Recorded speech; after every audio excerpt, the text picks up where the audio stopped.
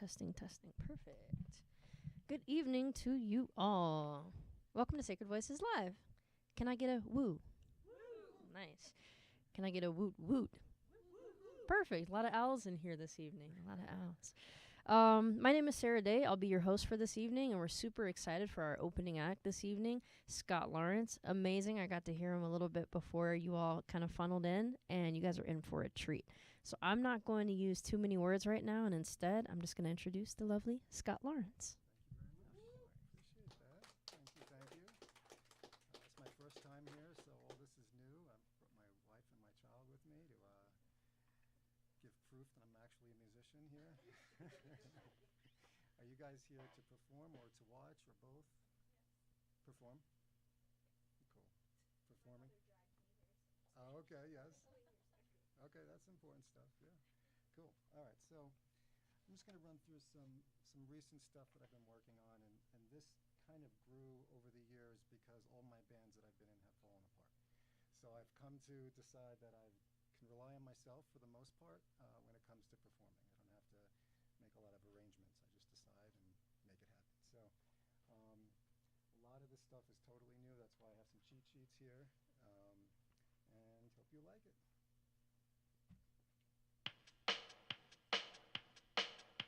Okay, turns up a little. Should I turn up more? Yeah.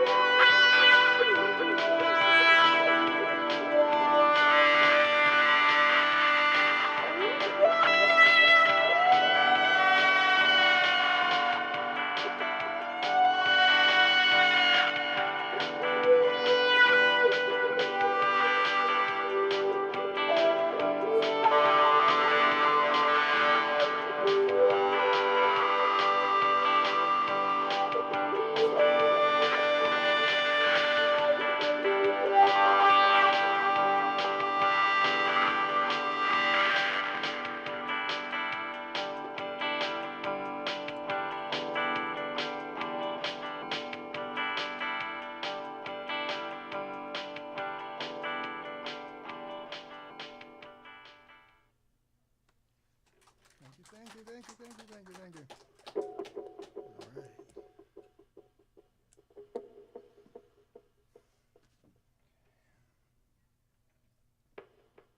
And did everyone sign up who wants to sign up for the open mic? Cool. All right.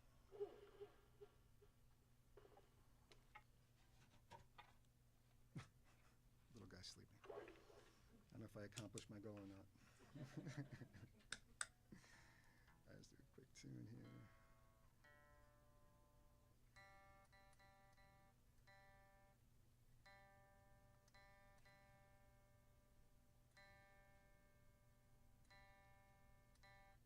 So thank you to Sacred Voices for organizing this. This is really, really cool. I like the vibe.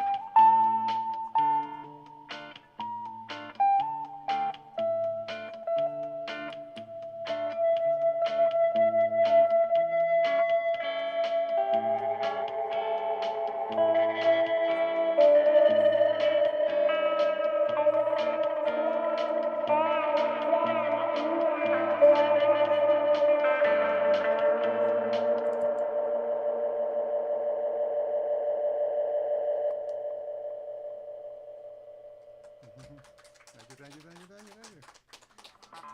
All right.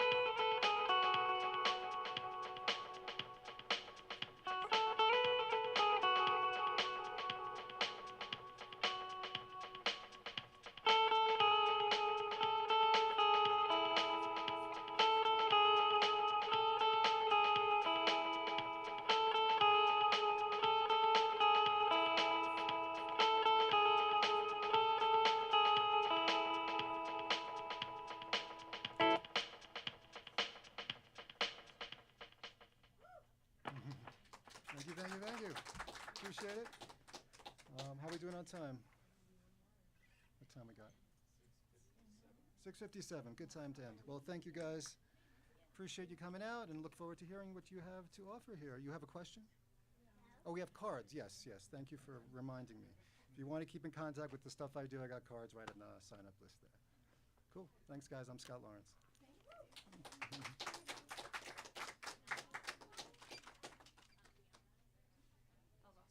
Thank you, thank you. Want to help me, buddy? All right. Scott Lawrence, everyone. That was incredible. Thank you. Thank you. Okay, so I'm big on Q&A.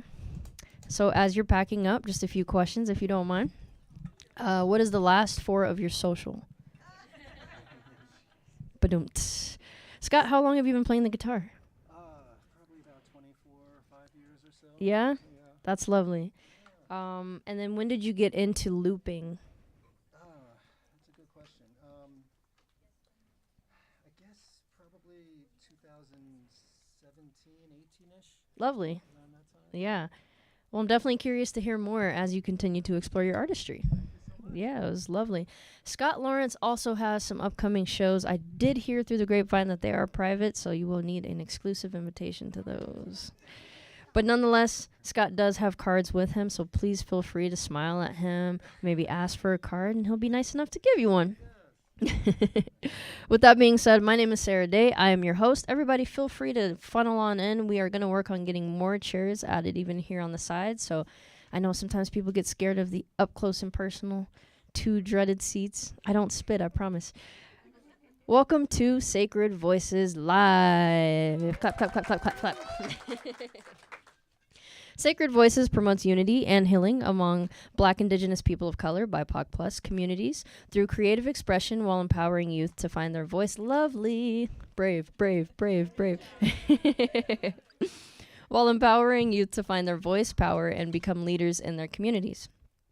Now, this evening, we will be doing our open mic, starting basically pretty much now as soon as I get off the mic. And then after I am done, we are going to switch to Athena Project. Now, they're going to, yes, give it up, give it up. Absolutely amazing. What I can say is that their work absolutely advances equity in the arts, not just here in Denver, but beyond. So I really hope everybody will stick around. And with that being said, let's do a little bit of housekeeping, shall we?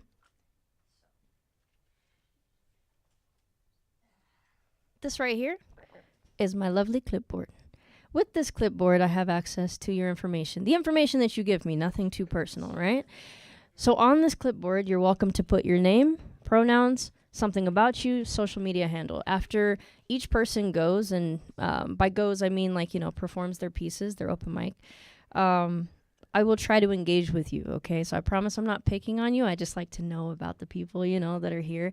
Every month is different, So if you're shy, just let me know and I won't ask any questions. It's fine. Just put a dash. So I will pass this around in case anybody else wants to sign up that hasn't yet. Starting. You lovely ladies. And feel free to pass it around. All right. And with that being said, one more piece of housekeeping before we start. When you are in front of the microphone and you want to take it off, feel free to take it off. Just don't grab it from up here. And the other thing is try not to put your mouth all on to the mic just because COVID and sickness and other things. With that being said, I'm going to stall while the clipboard makes its way around the room. If you're happy and you know it, clap your hands. If you're happy and you know it, clap your hands.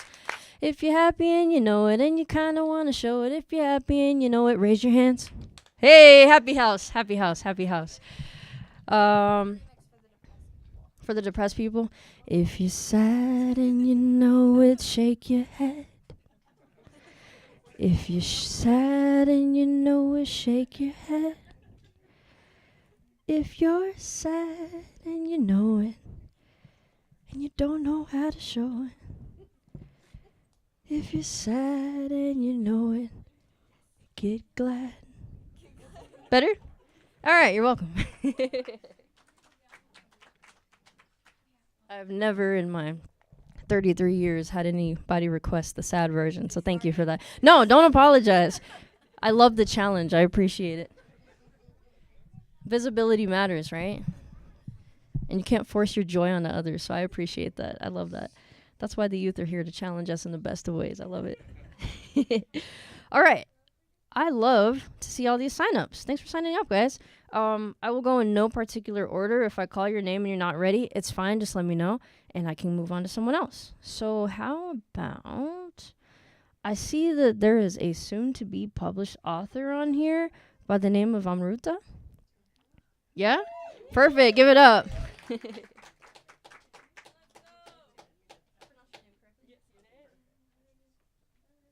Hello. I purposefully wrote my name second so that I would be called only second. But I'm Amruta. I am from India. I am, soon to be published author for my first poetry book called Patriarchy. And this piece is one of the pieces from the book.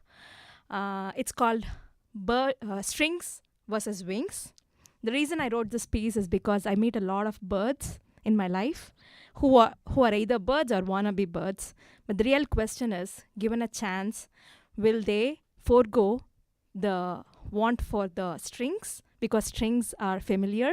Will they forego cages because cages means comfort? Let's dive into the poem. Red cage, blue cage, yellow cage. Orange cage, brown cage, glitter. Name a color, you see it. Name a metal, you find it. Name a kind, it's all present. Few birds, born in small cages, dwell until they journey to a faraway cell. Amidst this shift, thrilled as well. Few want larger, few want a new marvel. Few are perceptive, wanting to bridge cages on flight, crafting unity, merging just right. Few of them want open doors, but with strings attached. A bold fleet,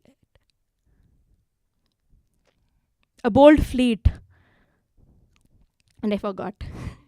A bold fleet, let's come back to it. A bold fleet. A few of them want build mental walls within. A few of them want strings within, bound not to flee, but to fly against gravity. A few of them are wise though. They want to. A few of them are wise. Can I take this one off so that I can move away, not wanting to see myself on the screen? A few of them are wise, mastering the architecture of the cages. The problem I have, I want no cages. The problem with cages, I'm a bird. The problem with strings, why strings? Because the cage breaks, I care for no cages. The problem with my want, well, revolt is counterintuitive. I am the very reason for my cage's shrinkage, or so I'm told. And those smart birds are right. Those smart birds are right.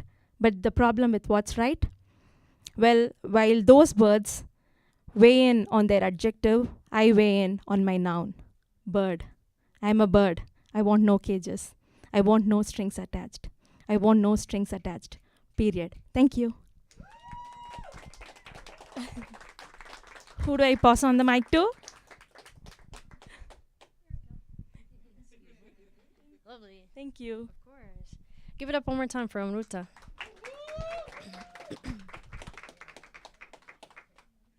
So you mentioned that you are soon to be a published author. Congratulations. That's huge. You already finished your piece? Okay, nice. What kind of book is it? Is it a book of poetry? It's a book of poetry. Yeah, it's with illustrations and the videos of the poems. Love it. Love it. Well, give it up. That's awesome. That's huge. All right. In the back of my mind, I keep hearing, if you're sad and you know it. Friendly reminder, performance spots this evening are 5 to 10 minutes. So if you would like to share more than one piece, you're more than welcome to. And then if you happen to start going over time, you'll see me in the back of the room going like this. Seriously. The show is recorded.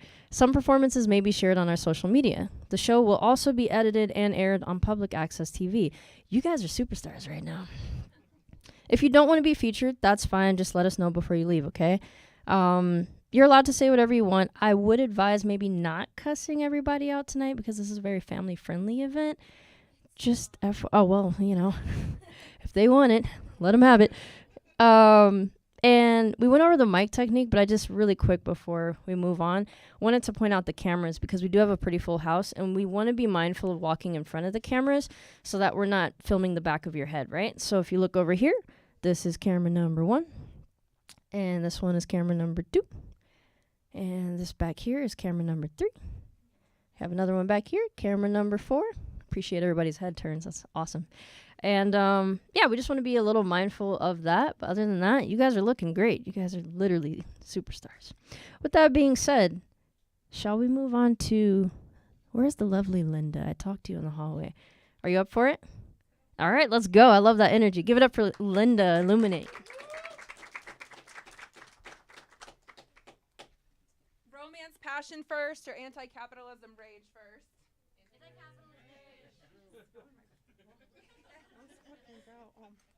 Language, lo siento. They are killing our sons and daughters. They are raping our mothers. They don't care about our soldiers, veterans on the street. They are promised so much more and have nothing to eat. They are hurting my friends, people that look like and love like me and you. Women's rights are in jeopardy. Education is at an all-time low, while access to weapons is at an all-time high. Children go hungry, but the 10 Commandments are up. What kind of world is this? What kind of religion are you following blindly? How are these systems still in place? Wage gaps, the rich get a free pass. Criminals run our countries, another loses health insurance. Notice, I said insurance, not care. In the words of the late MJ, they don't really care about us. It's saddening that our initials spell us, United States, but we're so divided and broken. Our leaders are so misguided and put power before people. I say power to the people. I say power to the people. Down with these systems. Fuck these systems. Down with these sick and absurd practices. I call for new paradigms. A fresh awakening to status quo, no more. Don't like what I have to say? What I write, unfollow. Or better yet, ignore it like so many of y'all do. Not y'all, but the masses. When and where will your eyes be open to? Desensitize no more. Life is not a buffet, sweetheart. Life is at stake, but you'd rather eat a steak than help actual lives facing persecution and execution. Good job. Go you. A lot of my poems are untitled, and a lot of them are about anti-capitalism. So I apologize for my maybe language, but not my candor. I am outraged that the grazing of a bullet to an ear got so much attention so fast versus months of war, genocide, and hate crimes. I guess the closer, more proximity to white, rich, male, able-bodied you are, the more value your life has in the eyes of government leaders. Greed talks. Greed silences. How much proximity do y'all want? Do you need? What will happen when the next wars and gunfires and beheadings are happening on this side of the map and globe and in your zip codes and to your kids' block parties no more? We've ushered in the saddest of day. Good morning. Morning, no time to grieve. Barely remember before the next attack is at the door. I want you to imagine, picture it. Your mother, your father, your sons, your daughters. The closer, more proximity to you, maybe more. You will actually give a damn. I don't know how I am on time, but I want to end on something a little more uplifting. This is my first time here, not an open mic, but first time here, so thank you so much for having this. Yes, I fucking like you. I'm trying to play it cool. Keep my cool. Am I cool? I so often wonder what you think of me. I could care less now what others see and what others say with you. I get all wiggly and giggly and a bit shy and tongue-tied. Hell, I want to be tongue-tied with you. I want to count everything. I want to count every hair and dimple and scar because they're a part of you. I want you to share what makes you sad, afraid, aroused, safe. Tell me, baby, how you feel, wish to feel. Let's heal from our soul to our souls. I'll weather the weather with you. Let me see all fragments of you, unfinished, unpolished. Let me get close to you as you get close to me. I want you to understand there's more that meets the eye with me. I'm confident and flawed. I'm brave and a little shy. I love and I sometimes will go hide. If you'll give me grace, I'll give it to you. I want the world and I want you too. Next to no one compares to you. I know I ought not judge and compare. You've shown me so much what I want and what I don't want or need. We've lived and played in the in-between, just friends. More than friends, almost lovers, but never strangers. So why then do we hardly speak and talk like we used to? Why is it so hard for you to be honest, to truly open up? I want to do everything with you, whether it's good or not. I want to wipe away your tears. I want to fuck you for years. I want to know you and love you inside and out, even if it's messy, because that's what I've been told what love's all about.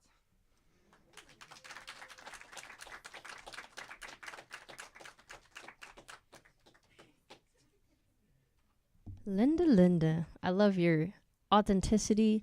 I love how you show up in the world sincerely.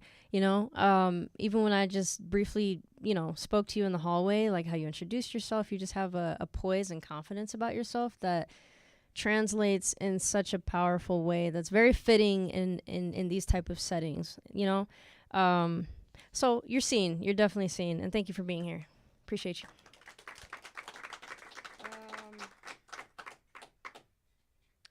For any of the newcomers that came in here, any brave souls want to add their names? We still have names, trust me, but I'll try it a different way soon.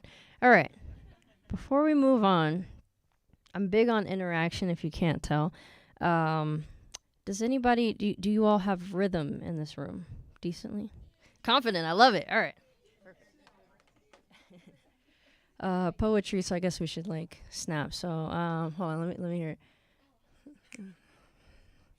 Right here. There you go. Yeah. Now I'm putting my faith in you guys. You guys can't go too fast nor too slow. Right there, okay? That's our pulse. That's like our rhythm, right? Not too sad, not too happy. Okay. Let's see what happens. Welcome in. Let the incense burn. I've been nocturnal, crescent like essence. Does Luna concern you? Well, I pray, but my eyes are wide awake. Got no hideaway. I can find my way. Snap on a snap guitar string, and off-tune snooze meets blends of harmony. You're fond of me? I guess I dig you too. Within mellow grooves, I can show and prove. I was camped out for a minute. Then my brother Stizzy told me, Day, you just may win it. I sat back, laughed, but inside I was certain. Move the curtain and they may see me hurting. Perfect. I'm standing full frontal, built a tunnel, but the funnel ran dry. Had to step outside, and now I am back inside your ears and your heart and in your mind, like, whoo, it's elementary. It's elementary. It's elementary. Huh? It's elementary. Okay, yeah. It's elementary. Yeah, it's elementary. It's elementary. Hold it. It's D-A-E. Thank you. Well, that was fun. I trust you guys now. There's something about a crowd that understands rhythm. You know what I mean, Charlie? You know what I mean? Moving right along. The lovely Janine, are you ready to come up? You feeling good? All right, give it up for Janine.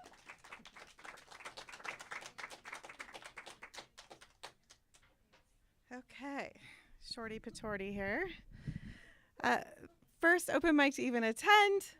Signed up spontaneously, so here we go. All right, I just wrote this last week. It's called Alanis and the Bridge.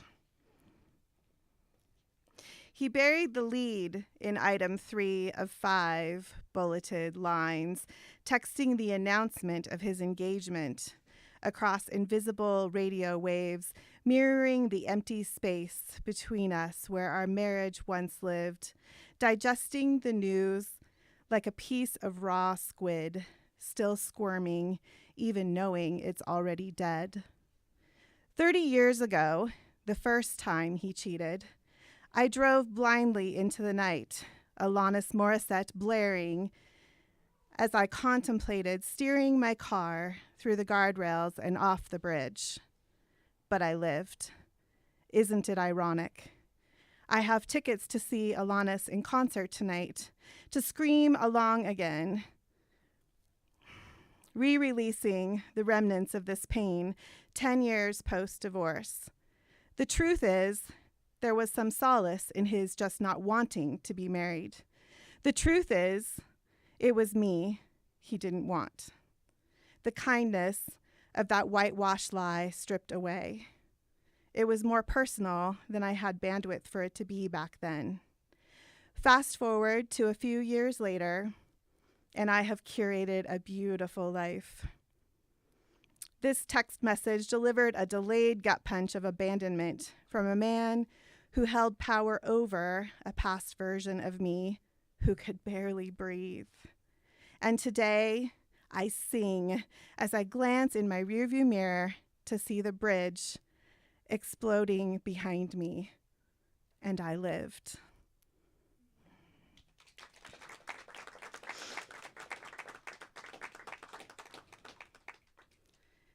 Okay, this is one of more, I like to write about like activism stuff. I'm switching to more personal things. So this is an older one, but it's called I Am You Are We.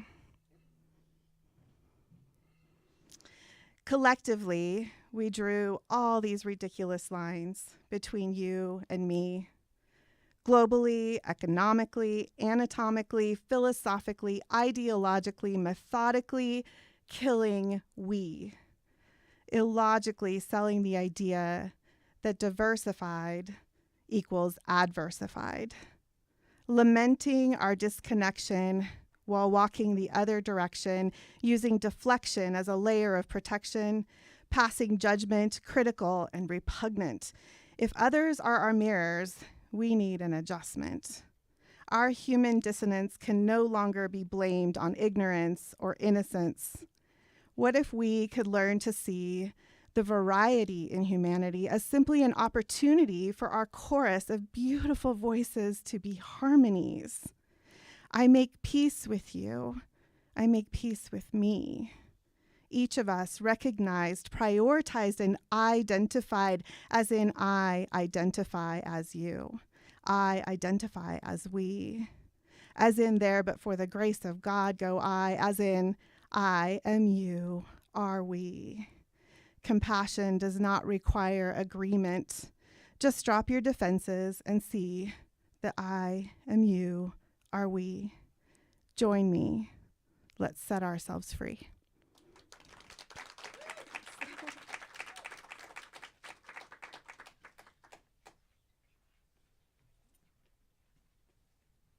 The lovely Janine. Okay. Janine, can you define what it means to be an artivist? Yes, I use my art of poetry to speak about into activism. Like, I think that it's a place where we can change people's perspectives and reach people through art in a way that is less confrontational. In a way that is less confrontational. I love that. Thank you for sharing. Moving right along. Raylan, are you still here? Are you ready for it? All right, give it up for Raylan.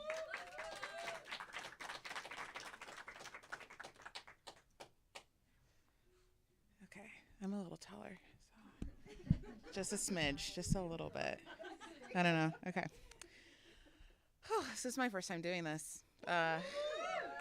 Cool, I only have one to share, so that's it. Okay. In case you had not noticed, I am neither a movie, television show, or picture. Granted, I am art, but the kind of art that encourages you to rethink the meaning of existence. Not so much the kind of art that is created for your viewing pleasure. You see, my mother did not spend 3 years crying over fertility issues and hours laboring me into existence for you to decide whether or not my appearance is appealing enough for you. My father did not hold my hands while I learned to walk and kiss my scraped knees or teach me about strength and perseverance for you to decide whether or not my physical shape makes me worthy.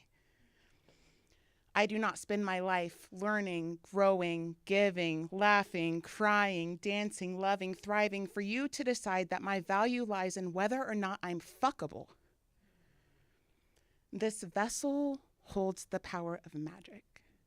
The kind of magic that's found in community and connection. This vessel holds the power of magic.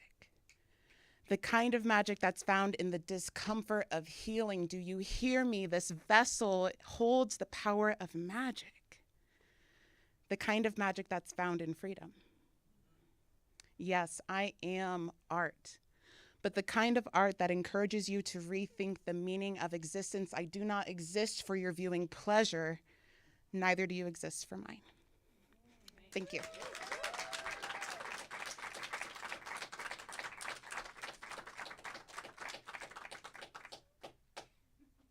Thank you for sharing, Raylan. And I would love if you guys can clap one more time for her because she's new to sharing poetry. Yeah. So I was in the back and I was like, you might hate me for this. I hope not. But I'm really proud of you first and foremost for coming up here. Don't laugh too hard at me because, I'm sensitive. But I heard in my head, that's so Raylan, it's the future I can. And so thanks for not laughing too hard. And so then when I read New to Sharing Poetry, I thought, okay, that's so Raylan, a bright future I can see. There you go, right? Corny, I get it.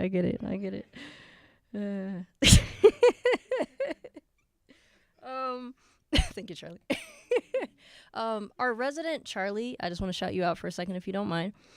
No, he does not live here in the studio, but every time that we come together here every second Friday of the month, Charlie is always one of the first people here, always smiling, always hydrated, and he makes it a point to just be very supportive, right? So any space where you see Charlie, he's in the back with the bandana, just smile and Charlie will light up your world. He might not even say anything, but he'll just light up your world. Great guy. We appreciate Charlie here for sure. Are there any last minute signups? I know eye contact can be scary. I know. Does anybody want to go a second time? I heard it. All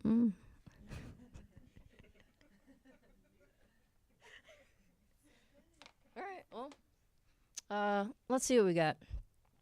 I don't want to get too sentimental, but I know when you guys forced me to do the sad version of that song, it put me in my feelings. And it's okay because feelings are necessary. They're so needed. I just didn't know they were going to come out this way. So I wrote a song. It's a true story. I wrote a song around my birthday back in June, and it's called Panda. And I dedicated it to, it was inspired, / I dedicated it to a friend of mine that had passed away back in 2015. And so, not to get too sentimental, I know it's a beautiful evening and we're going to keep the energy high, but I would love to share it with you all. And trust me, it's not like too sad, where I'm just like, ugh, or anything like that. I promise. And I usually play it with my guitar, which is not here. I'm actually a decent guitar player, but hopefully the voice will match at this time. So thank you for putting me in my feelings this evening. Can see your smiling face. Can hear your laughter through a warm embrace. Can't help it, I still remember you. I can't help it, I'm still here missing you. But the sun just kissed my skin again. The softest breeze whispers, never forget, yeah. And you're never alone, Panda. Just live on here with me in these songs forever on. Forever on. Oh, forever on. Yeah, yeah, forever on. Oh, that's the first verse. Feelings. It's important. And that's why I thanked you for requesting that earlier. Sincerely. Thank you. Thank you. Now, I apologize for making you cry. We are now connected for life.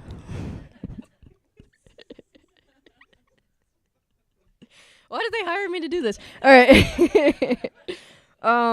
Speaking of our resident Charlie, thank you for letting me share that, guys. I appreciate it. Our resident Charlie, he, him, well hydrated, loves to do poetry, Aztec king, 365. You guys think I'm playing? 365 days of the year. Work today, but it's all good because I showed up and I'm glad to be. Dang, Charlie. And I'm glad to be here. And someday I hope to run. Yeah, you can run for president. You can do whatever you want. Bring it up. Bring it up. Come on. Give it up for Charlie.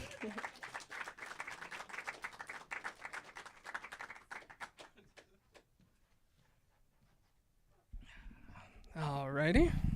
Let me just adjust this real quick. There we go.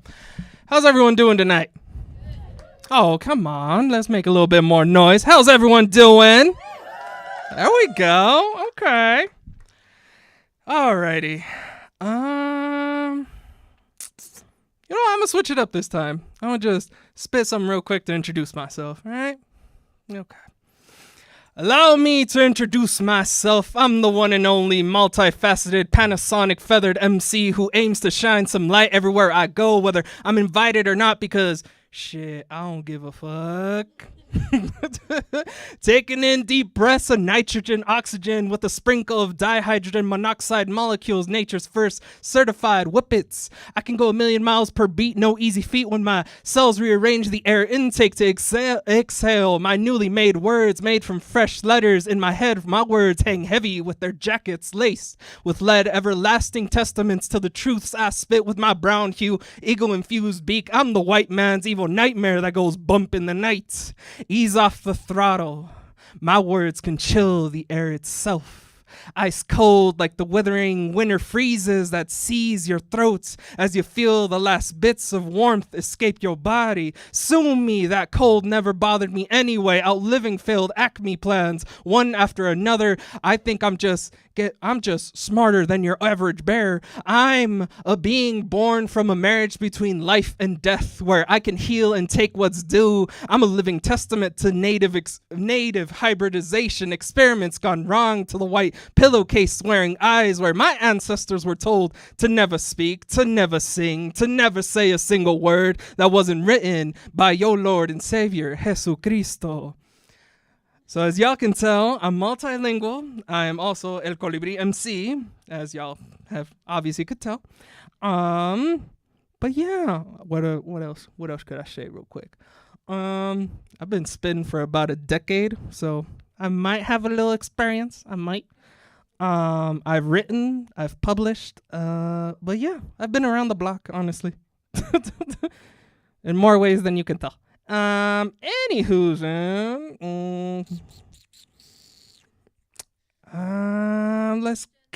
what's up?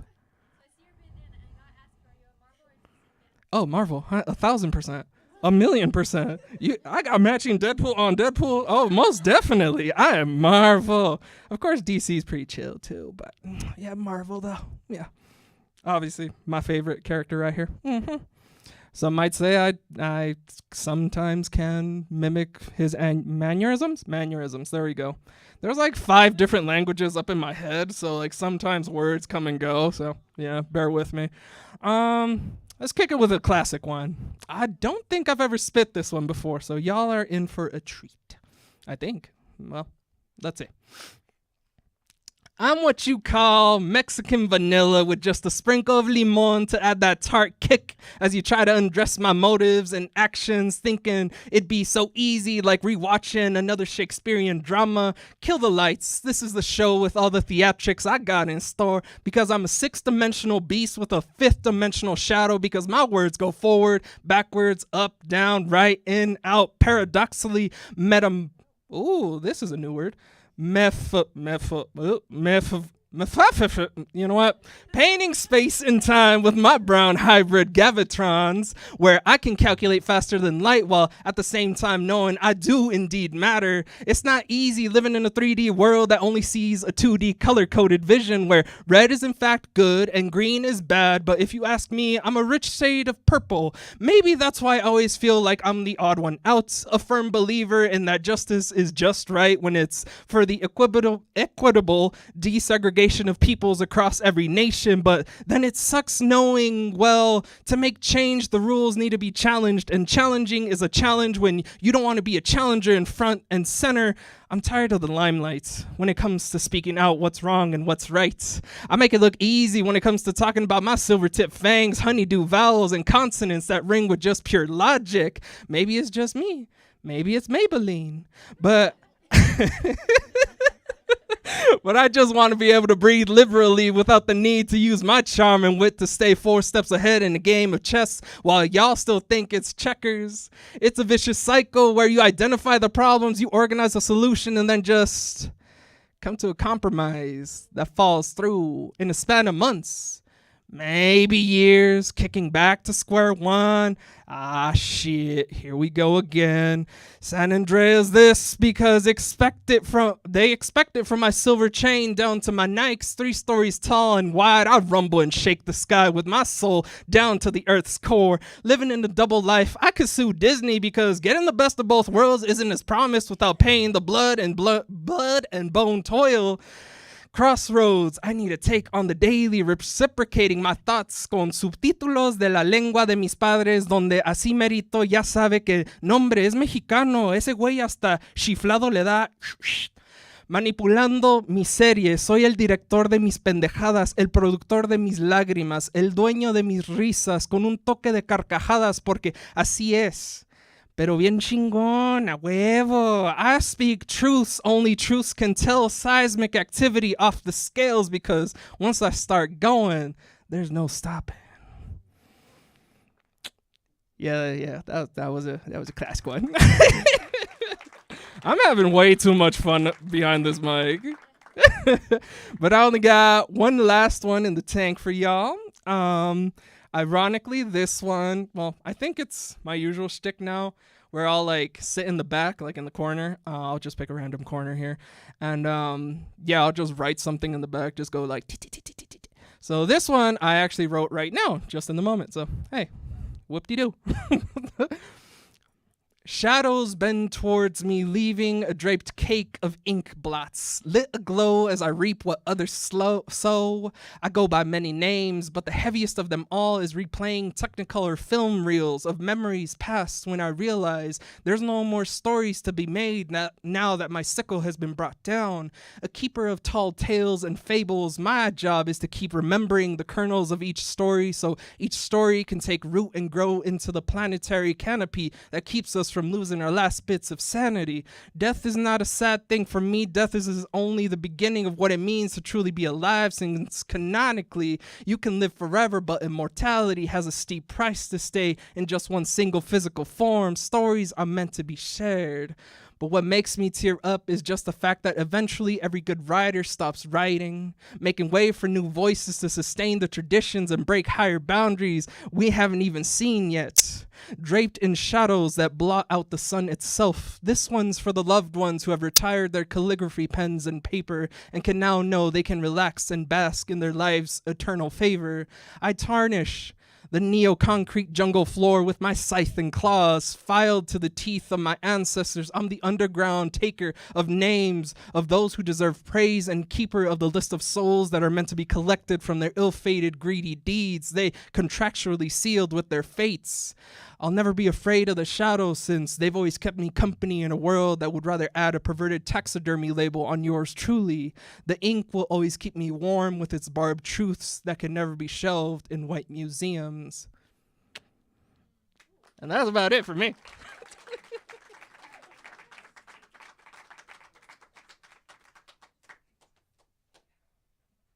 You just wrote that? Huh? Newton. Very lovely. Charlie, is it biopoetry? Biopuerta? Can you define that for us?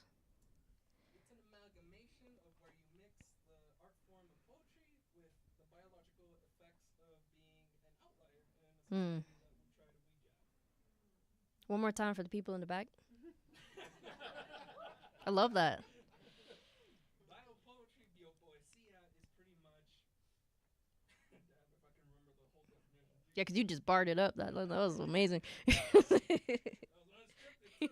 biopoesia is pretty much using art and just amplifying and like exuberating your own identity, whether it be this, that, the fourth, and showcasing it in a way where you take back that brand. Mm-hmm. Give it up for Charlie. Well, I hope you all are enjoying yourselves. In the beginning, we said woot.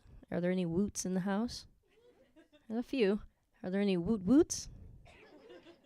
Are there any happy people? Like 3. Friendly reminder, September 6th will...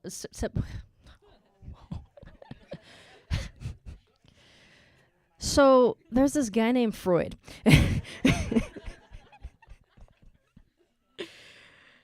Yep. So September 6th is the Writers Room open mic and workshop at Lighthouse Writers Workshop. And then September 13th, we'll be right back here for our next Sacred Voices Live. We will be featuring Black Market Translation, and that is a really cool group. They do a lot of like improvisational type work.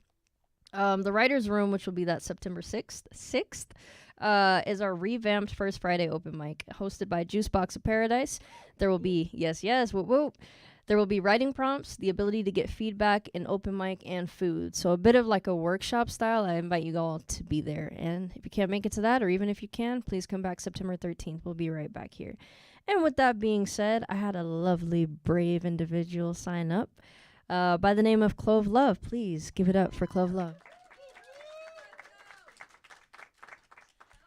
All right. Hi, everyone. This is very just last minute. I was not going to do this, but I want to support my featured artists. I work for Athena Project. I'm their program coordinator. I'm also a writer.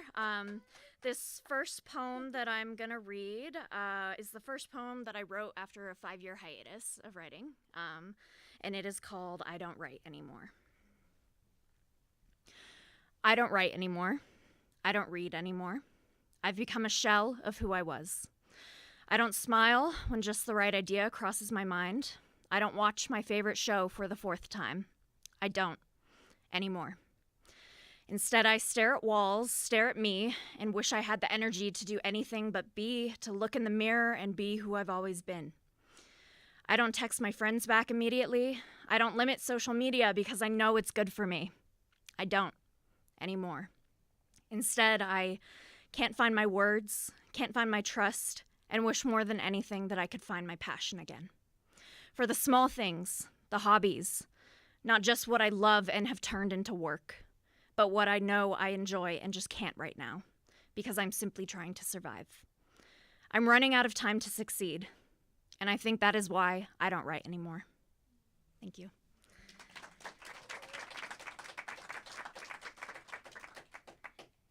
And I'm going to do one more for you. This one is called Little Reminders of an Aching Heart. Also sad. My heart still aches on your birthday, and when I see that hairstyle, and when I hear a voice that sounds so familiar, even though it's been a while, I break a little each time I meet someone that's your sign.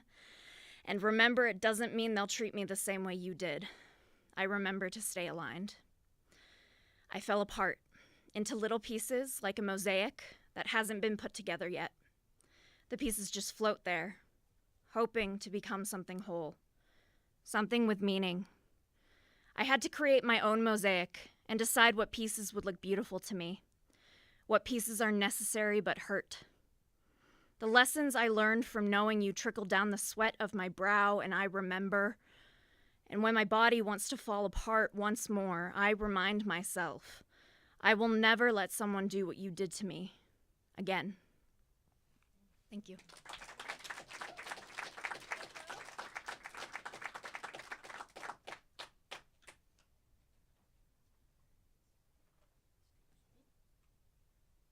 It's a lovely clove love. Thank you. It says here that you are a theater artist and writer. Yes.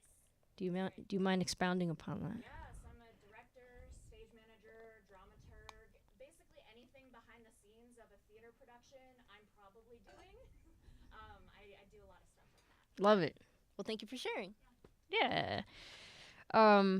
I love interacting with everybody that comes up here too, because you never know who you're sitting next to. You never know who's across the room from you, and networking is a very real part of life. You know, you live long enough, you realize that, you know. So yeah, thank you. I'm glad you could make it out, and thank you for sharing, truly. So we're about to wrap up the open mic portion, unless there's any other brave soul out there. Charlie. No, I'm just kidding. I pick on this guy so much. I'm so sorry, Charlie. Okay.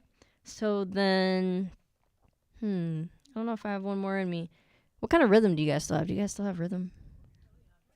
Oh, there's a lot of confidence in there. We're going fast, slow, medium. Where you at? No, I was looking at you. Because you got the headphones, so I trust your ability. Yeah. Okay, how fast? You said it. You could clap, you could snap. All right. Oh, that is fast. All right. That's good. All right. Well, I've been put on the spot. Yeah. Well, I've been put on the spot. Oh, yeah. I've been put on the spot. Yep. Been put on the spot. Have faith.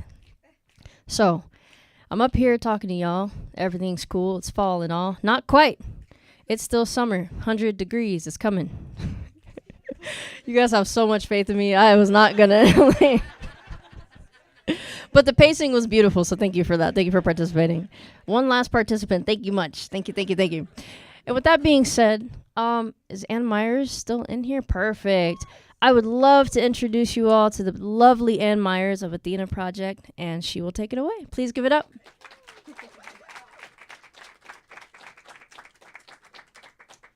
Thank you so much, Sarah Day. Is Sarah Day like the best host ever of an open mic? I mean, really. Woo! Woo! Okay, my name is Ann Myers. I am honored to be the board president of Athena Project. My pronouns are she, her. Athena Project is here tonight to share with you some amazing, talented folks who just completed our stand-up camp. So, before I introduce them, oh, and there was light. Okay. I'm going to tell you a little bit about Athena Project. Oh, and now it's dark. Okay. I want to tell you a little bit about Athena Project. I have been honored to be the board president for about 8 years now. It combines all of my passions in the world. I'm a retired lawyer. I like to say recovering lawyer. I'm an actor.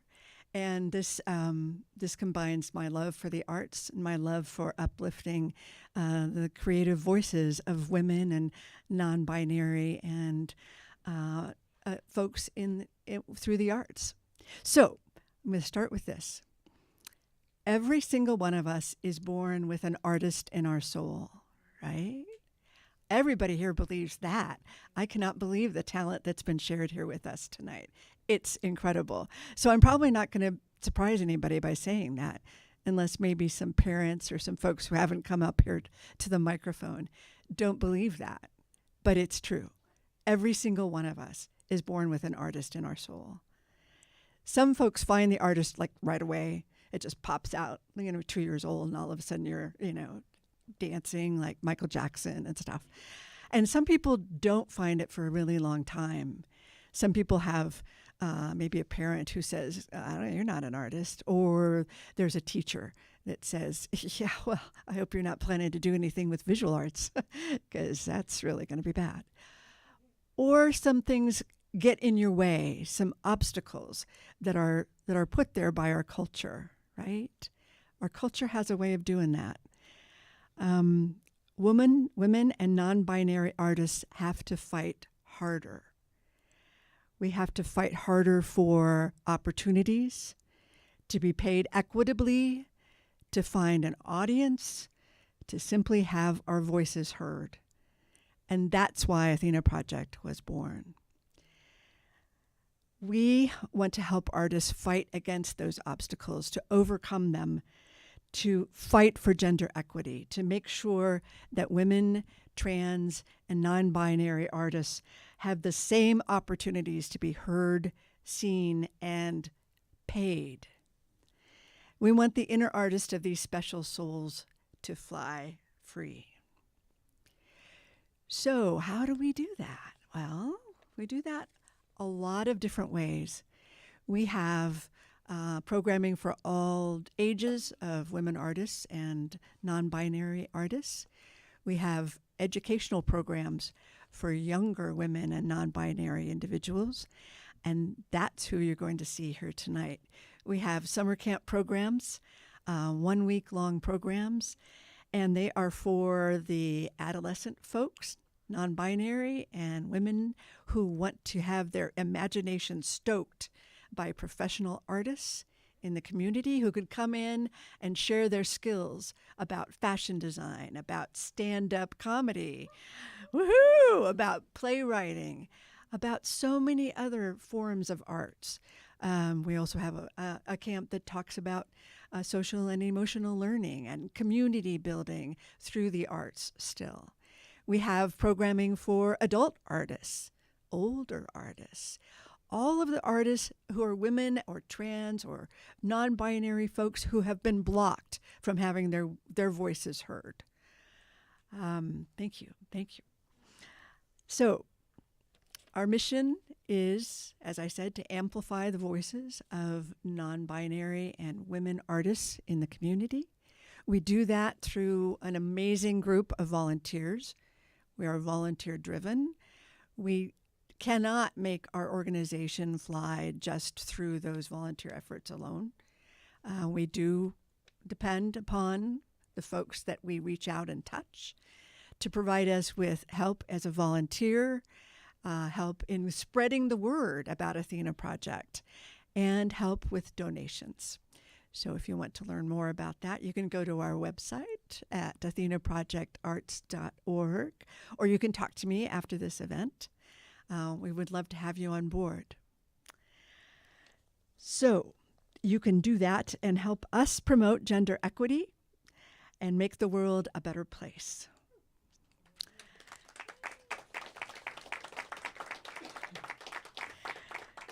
So tonight we have a chance to help promote that mission through our collaboration with these amazing folks at Sacred Voices. We've brought along 4 wildly talented campers who've completed our stand-up camp.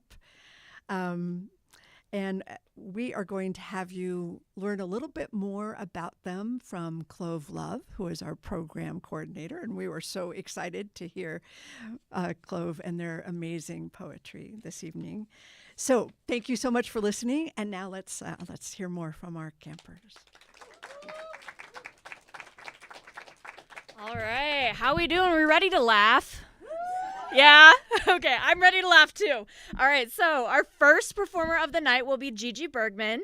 They are going into 10th grade at St. Mary's Academy this fall, and she has been doing theater for most of their life. However, he got invested once they entered high school.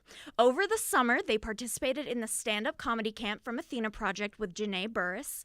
There, he developed a set based around them, her experiences, and current events, which you'll be enjoying tonight. Please give a warm welcome to Gigi.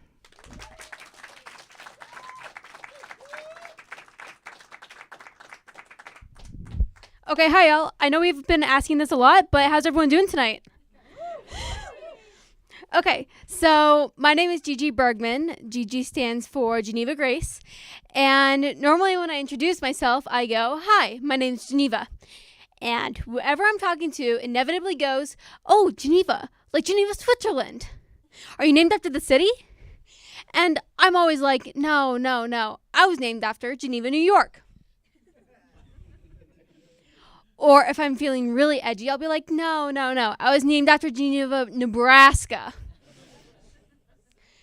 No, in reality, I was named after my great-grandmother, Geneva Convention. She's currently serving time for war crimes. I'm just kidding. She's dead. So I grew up in a very STEM-based family. My dad developed microchips for Motorola and is now a lawyer. My mom almost majored in mathematics. So it was really hard for me to come out to them. So a little while ago, I sat them down and I told them, Mom, Dad, I'm a theater kid. At that moment, chaos broke loose all around the house. It was insane. My dad was like, a theater kid? Why can't you just be gay? And I was like, I am gay, Dad. I told you that last week. My mom, she was so confused. She was like, how did this happen? And I was like, well, you saw me performing in Les Mis when I was 5. What were you expecting to happen? My dad, he responded with, but we want financial stability for you. You can't get that with a theater major. And I was like, fair point. One of the first shows I did was The Rules of Comedy, which is the comedic take on Hamlet. And I was King Claudius, who's the main antagonist. And there's a scene at the end that's like a game show, improv kind of thing. And it's like if Jeopardy met those crazy TikTok challenges where you ate a Tide Pod. And essentially the goal of it is that I had to get a audience member to drink spoiled milk. Yeah. We didn't actually have spoiled milk. It was just like cottage cheese or yogurt in milk. However, after one rehearsal, someone forgot the milk backstage. Not going to say who. So we did end up having spoiled milk on hand. And to this day, every time I smell spoiled milk, I always think, to be or not to be. Monologuing is not victimless crime, kids. So, you know what really drives me nuts? Is that if their actions didn't affect the day-to-day that we live in, what conservatives got angry about would be really, really funny. For example, a couple months ago, in Louisiana, they passed a law about the 10 Commandments, and they required to have them displayed in schools from K through 12. And my question is, what do they think a first grader is going to do with the 10 Commandments? Are they that worried that Billy from first grade English class is going to be coveting his neighbor's wife? No, he's too busy eating crayons. Are they really scared that third grader is going to dare work on a Sunday?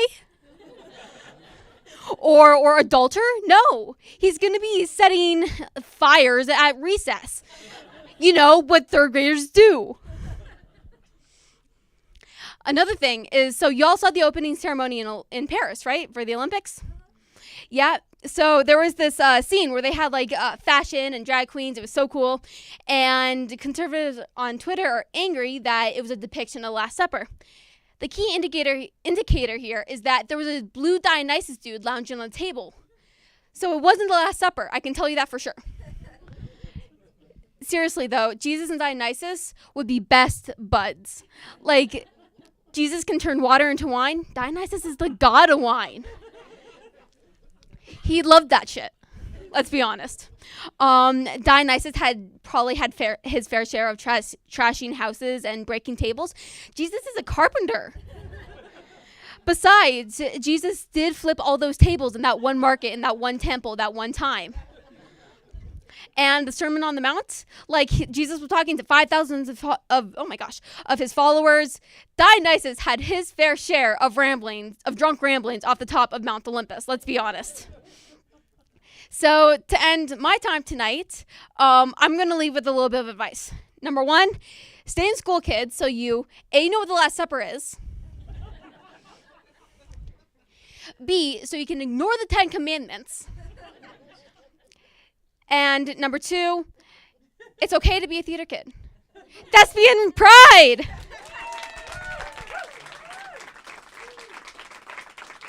Are we doing shotgun?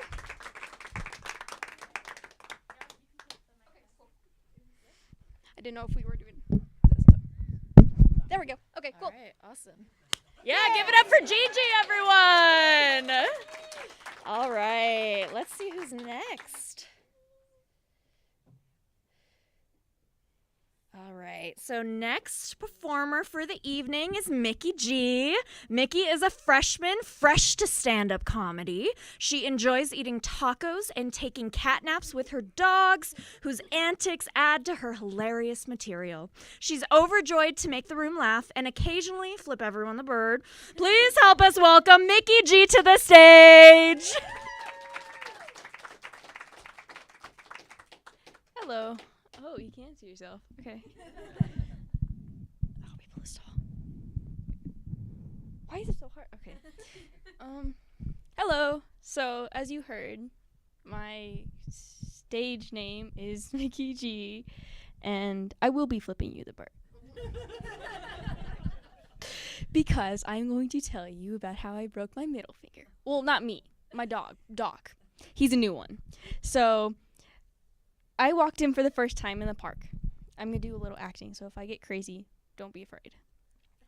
So I was walking in for the first time. I was like, oh, come on, Doc. He totally listens when I do that. So when we were walking, there's this big lake, area, and there's a bunch of geese hanging out, like it's their spot, like a bunch of punks in the alleyway, right? And so we're walking, and I just look at them, and I know immediately something's going to happen. There's that tensity in the air. You get that freaky feeling. It's like, oh my goodness, what's going to happen? And then you just stop and stare at the geese. My dog, Doc, stared also, but immediately ran towards them and dragged me along. So once he started to drag me, I can't remember.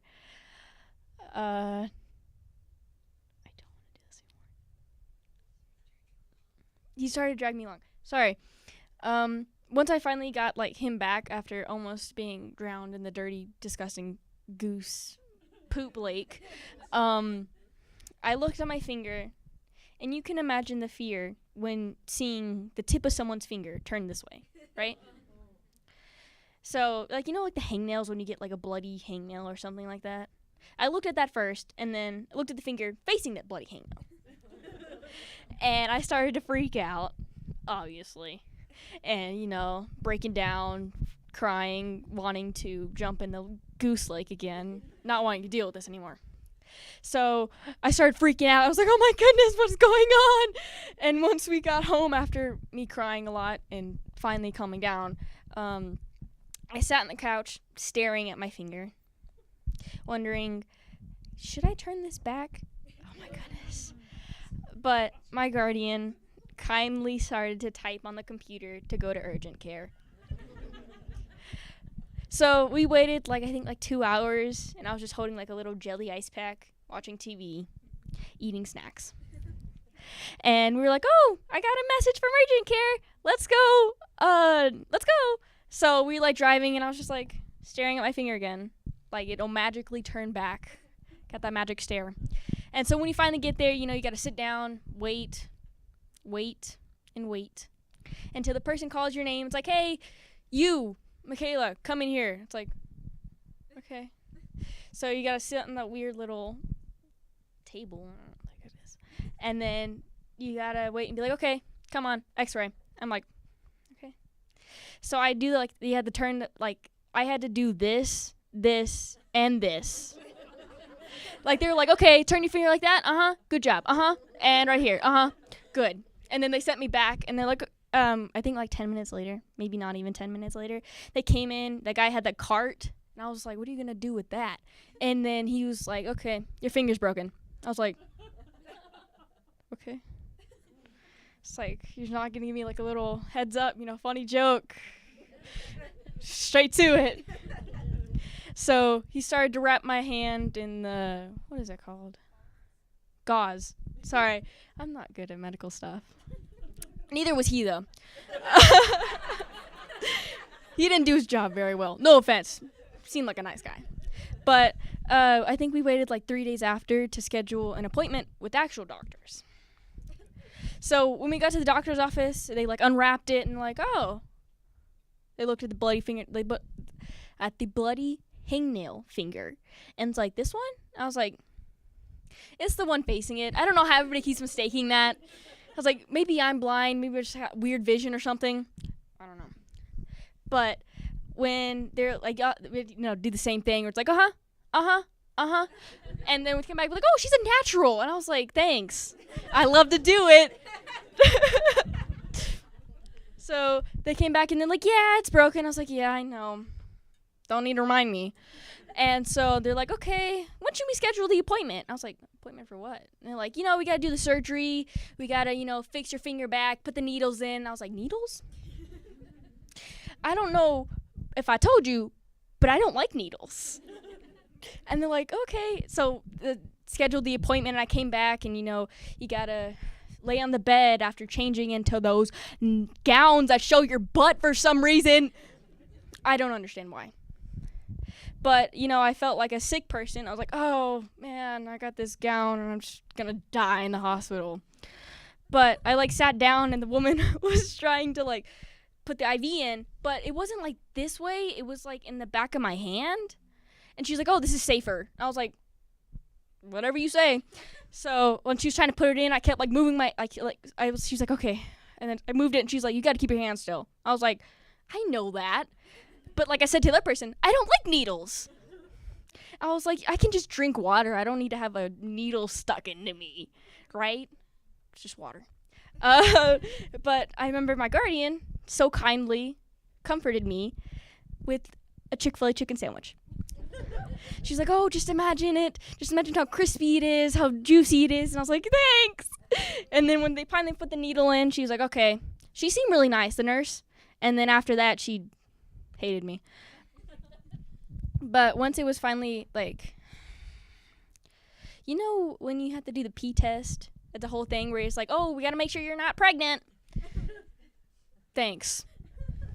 So I had my arm, my dominant arm, and I was just using the restroom, and I was trying to pick it up, and it fell in the toilet. So I would have to drink water, or I guess not drink water, it's into me. I used the IV. So I had to wait until I had to use the restroom again, and then use a hat. Like a plastic hat I put under the toilet seat, place it, and then the nurse was like, okay, you can leave. And I was like, what are you going to do with my pee? So they, I suppose, tested it. And I'm not pregnant, guys. So, but yeah, I remember when I had to wait, it took forever. And this guy, Dr. Cow, came in. He's like, okay, we know we're going to mark the right finger. We're going to do a little smiley face to know which one to operate on. I was like, thanks. He had a little smiley face, and he did a little crown. And the person, there was another office right there, and the person had their left middle finger broken. So I was like, oh, twinsies. I was like, I wonder if you're getting operated too. When's your date? But I remember going to the I'd be in a little bed, and they're like, okay, strolling me into the operating room. I was like, is this some alien thing? In those alien movies, you get this weird operation. I felt like that. And I beforehand, I saw this little kid strolling in. I was like, oh, this poor little kid. What are they gonna do to him? But I remember sitting there and they're like, okay. And they're trying to transfer me onto another table. And my gown kept flapping up. I was like, you're supposed to be sanitary. My butt's going to be right on your table. Please give me some pants. But they didn't. They didn't allow me to get pants. But I remember they're like, okay. I can't remember what the heck I talked to them about, okay? But I remember they're like, okay, like, take a deep breath. And I was like, so, yeah. Thank you for your time.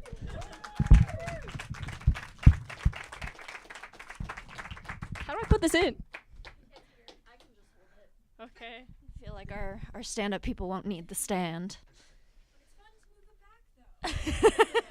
All right. Give it up one more time for Mickey G. And our next performer of the night is Leona Gray. She loves music, songwriting, and comedy. Last year, they started doing stand-up and making jokes about the things that happened in their life and the people who she met. They've always loved to make people laugh, and she hopes you enjoy her set. Please give a warm welcome to Leona. Already the center of attention. Right down the middle. Hi, I'm Leona Gray, but a lot of people like to call me Leona Gay. Don't know why. Probably because I am Leona Gay. Like, no, literally, I'm a lesbian. Yeah, I don't know how they knew, though. 'Cause, like, maybe it's my Starbucks order, or, like, maybe it's just the way I dress. Maybe it's my complete and utter lack of interest in guys, though. Or just that I love Girl in Red. Probably my Starbucks order. Anyway. In 6th grade, this was when I started to have crushes on girls. And they were always straight, because that's always how it works. So, for most of the year, I had a crush on this girl, Jazzy. So I decided, on the last week of school, I would tell her how I felt. So, we were walking back to school from, like, a field trip or whatever. And I go up to her, and I'm like, I'm cool, I'm confident. I kind of like you and stuff. I hope it's okay. Definitely chill, super cool. And she goes, and just walks away. And I go, when was the last time I showered? Did I forget to shower? Do I really stink that bad? But then later, she comes back with a posse of friends, of course, and goes, Leona, I really don't think I feel the same way. And I go, yeah, that's fair. I mean, it's not like you have a boyfriend or anything, but I thought I'd shoot my shot. But then her nosy friend, Caitlin, comes over and is like, wait! Are you and Leona like a thing? And I go, well, shit. And she goes, ew, no! And I go, and she's like, oh, no offense, by the way. None taken. None at all. Not like I have a very small ego or anything. But then Caitlin turns to me and is like, you like Jazzy? And I'm like, surprise! I'm gay! And she goes, duh. Don't know how they knew. Seriously, I don't know how they knew.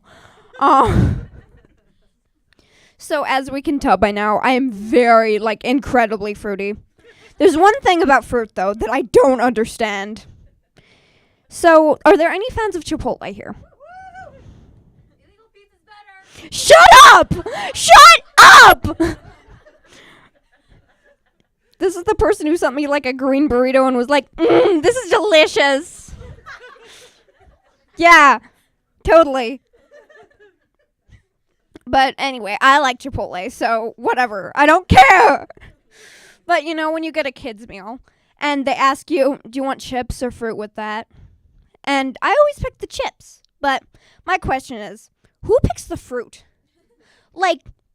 You could have nice, fresh, crispy, salty chips or 2-week-old fruit in a plastic container that smells like armpit hair. That's like if you went to In-N-Out and you were like, hi, can I get a salad? Or if you go to, Baskin Robbins and you're like, an Otter Pop, please. Or if you go to Chick-fil-A and you're gay. Ew, no. My name's Leona Gray. Thank you for watching.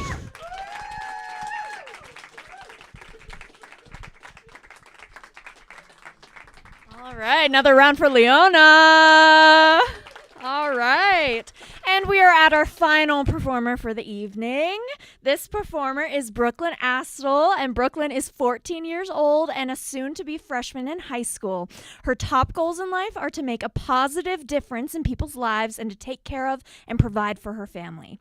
She loves to be creative in her free time by doing photography and also loves the beach. Please help me welcome Brooklyn to the stage for our final performance of the night. I'm going to pretend to move the microphone stand so it feels official. So, hello, everybody. My name is Brooklyn Astle. And yes, I said Astle. I'm saving all my cuss words for when I'm mad at my mom. I just turned 14. And when you turn 14, you start pondering about why your mom is always so cold. I mean, we could be packing for a trip to the equator, and she would ask, "Is my winter coat too much, or should I just bring my ski gear?" My Nana is also somebody who also gets cold. I know that they're not related because she's my Nana and my mom's my mom, but she has a different sense of style. You know, she's of the age bracket where your style sense gets a little foggy. So when I was about 10 years old, she got me this unicorn rainbow dress. Now, as a 10-year-old, that isn't very stylish. You know, I've heard of the term fashion forward. She's more, not my shoe falling. I've heard of the term fashion forward. She's more fashion sideways. The only place I could think to wear that dress was a leprechaun's funeral. That doesn't come up for a while, so I'm going to have to wait to wear that one, Grandma. But enough about other people. Let's talk about me. Thank you. So I'm going into high school this year, and in my head, when I walk into those high school doors, I'm going to walk in, and the spotlight's going to be shining on me, the wind's going to be blowing in my hair effortlessly, and everybody's going to be like, "Is that freshman running for prom queen? Oh my gosh, she's so pretty." But in reality, I'll walk through those doors, trip, of course, run into the lockers, which will then roll into more lockers, which will then roll into more lockers, which will then roll onto the lead quarterback, which he then won't get a scholarship, and then he'll get mad at me, and then I'll start the robot wars. So you may be wondering why I talk pretty quickly. But I have an excuse. I have ADHD. And thank you. And when you have ADHD, you're also typically a procrastinator. Is anyone else a procrastinator? Well, if you are a procrastinator, I'm sure you're daydreaming about the $1,000 worth of hair growth supplements that you have sitting in your Amazon cart that you're never going to buy. I'm talking to you, Grandpa, wherever you are.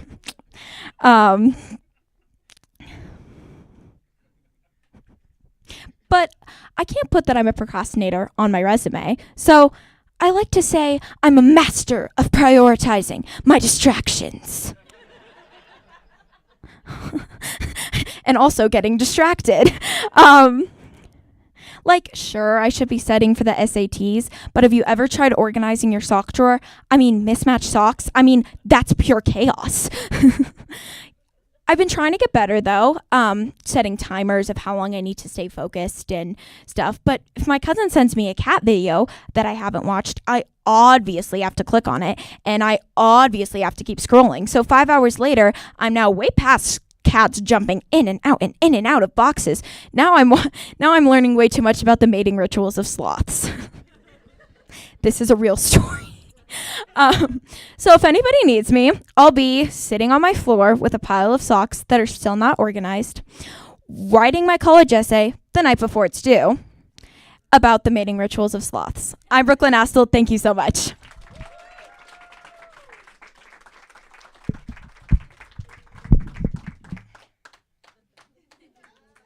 All right, one more time for Brooklyn. And once more for all 4 of our featured artists tonight.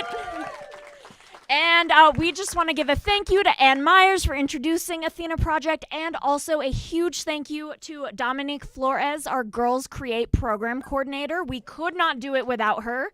And if you want to see what we offer, you can go to athenaprojectarts.org. Thank you so much, and have a great night, everybody.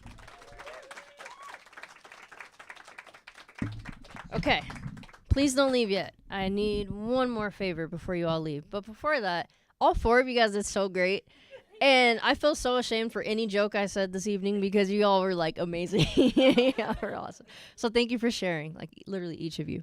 Okay, here's the favor. And it's nothing too intense, okay? It's just that, remember earlier when I said woot and you guys said woot, and then I said woot woot and you guys were like woot woot, right?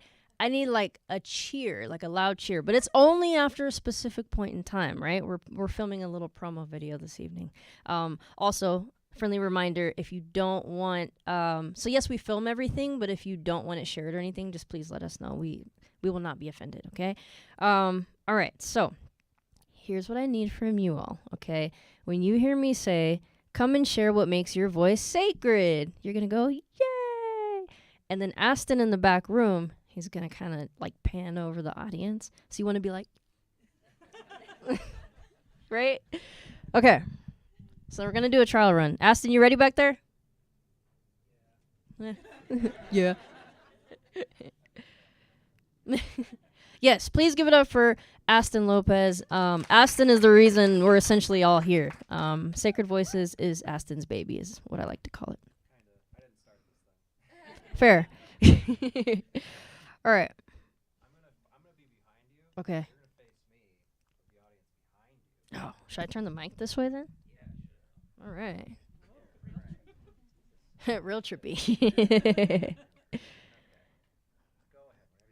All right. Now you can see why Sacred Voices Live is the premier open mic. We're here every second Friday at Denver Community Media at 6:30 p.m. Come and share what makes your voice sacred.